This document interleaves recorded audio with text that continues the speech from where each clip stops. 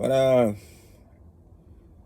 like most of the wins, that Manchester United has got this season, I wasn't excited. You know, I wasn't excited.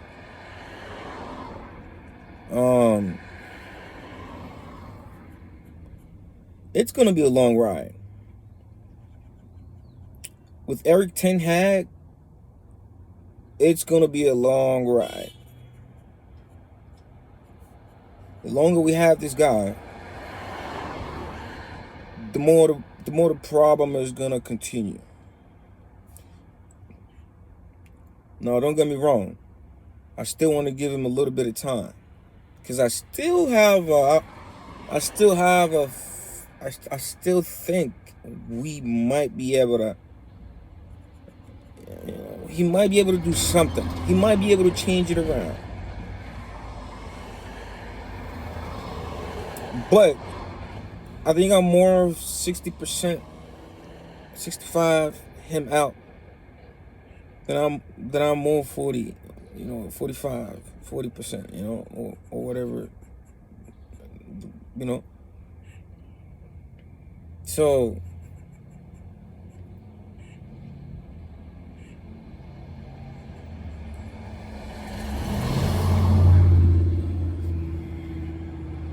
we have a lot of problems. And I'm gonna tear the team down. Now let's start with the ONANA situation.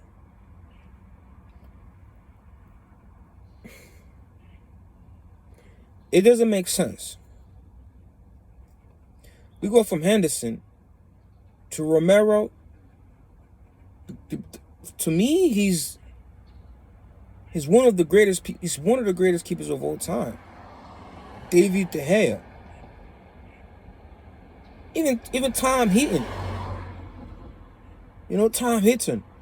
And then we buy ONANA. We bought ONANA in because he's very good with his toes. You know what I'm saying? But ever since we've been playing the whole season, he hasn't been playing like he was playing when he was with the other teams, when he was playing with his toes. This is my problem. This is what I don't understand. Ever since we've brought in ONANA, he hasn't been playing with his toes. So what? Now, this is where me and Ten Hag, this is where we begin having a conflict.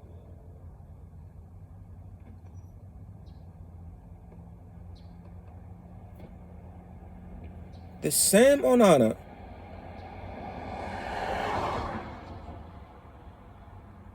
this guy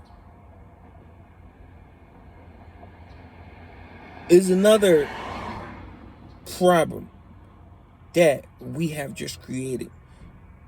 We are trying to get out of the Harry Maguire situation, and then now we just come up with ONANA.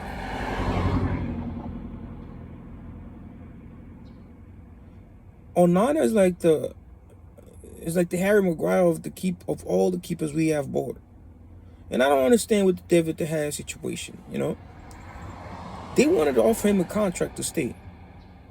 But then they made a U-turn and came back with a lesser amount. This is what we heard from the news articles or whatever. This is what I could take, you know what I'm saying? So, he ended up leaving. And I don't think David De Gea would have left. I think if David De Gea was given an opportunity to stay and fight for his place, he would have. Yes. And I believe in him. He would have stayed. Oh, yes, he would have. Because he knows what he is. Come on, we've all seen what David De Gea can do. You know what I'm saying? So,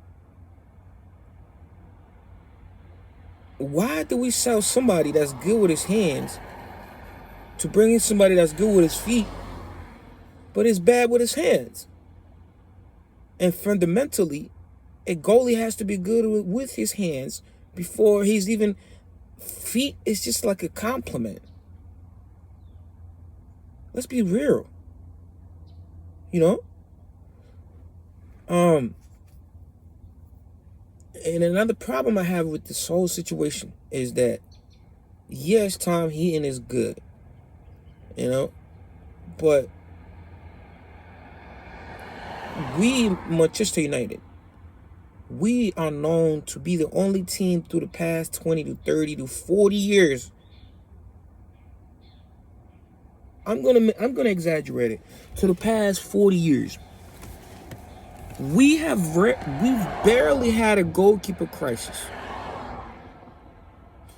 The last time we had a goalkeeper crisis is when we played with Fabian Barthez and Roy Carroll. Then Tim Howard came in and he passed. He made the situation a little bit, easy. He cooled down the situation. But from there on, we just went on. We went all the way up. From Van der Sar to me, the great De Gea, man. Because this guy can save the most saves that you didn't even expect. One of my favorite saves when we were playing Everton. The game was 1-0 and we were winning. Then I forgot who took the shot. I think it was the defender. What was his name? Phil Jagielka. Jagielka took on a shot that could have went in the top right hand of the goal. On everything that I love, I do not see Andre Onana saving something like that. Just go back. All right. Just go back and analyze all David De Gea's crazy saves. Let's just put it like this.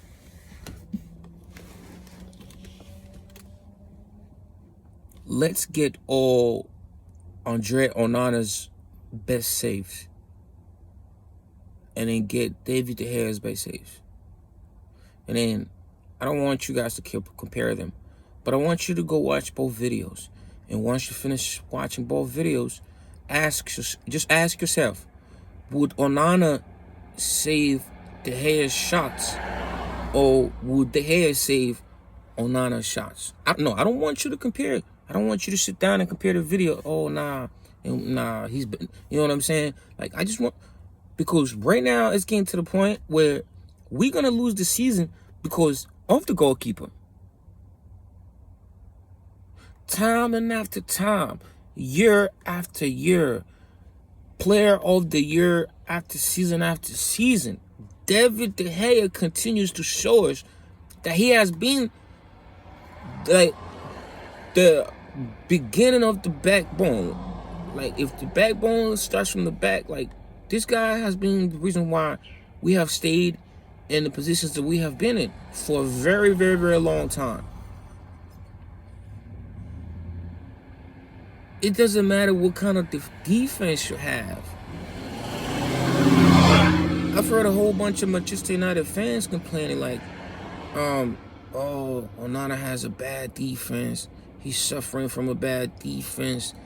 But David De Gea had players like Lindelof or Maguire playing in the central midfield. And he was still making those crucial saves, and we won certain games. But I do not see this with Onana. I do not see this with Andre Onana. This is going to get ugly before it gets even pretty. Ten Hag is he's on a very limited time frame. This is the modern game. You bring a modern player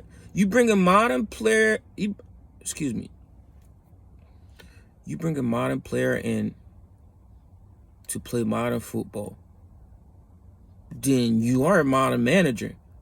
So you should expect modern treatment, which is nowadays, if a manager's not up to the standards within a few games or 10 games and you lose, and you're going to get fired. These are the new standards. This is the new game. This is the modern way. This is not the old times where you have, let's say, Sam Allardyce managing Bolton, or let's say Michael O'Neill with Aston Villa, or like managers like Southgate with Middlesbrough, where they had a long time to prove, where fans were, we loved the game and we understood the game, and we weren't too emotional with the game because we understood the game. Like a team will come out and your team will lose, but tactically, if you will analyze the game tactically, and you will see what went wrong. So next time, and the managers wasn't as hard headed as back, and back in the days where team were playing, if you didn't perform, you got benched. You got benched instantly. You had a bad game last game. That's what made the game. That's what made the managers last longer and made the fans, comfortable. Because if I have a whole squad of 32 players and I keep experimenting my players for the best players, and that's what created competition as well. You back in the times, you would have a team that had 2 players in one position where it was very competitive. But now it's very like, you have Marcus Rashford.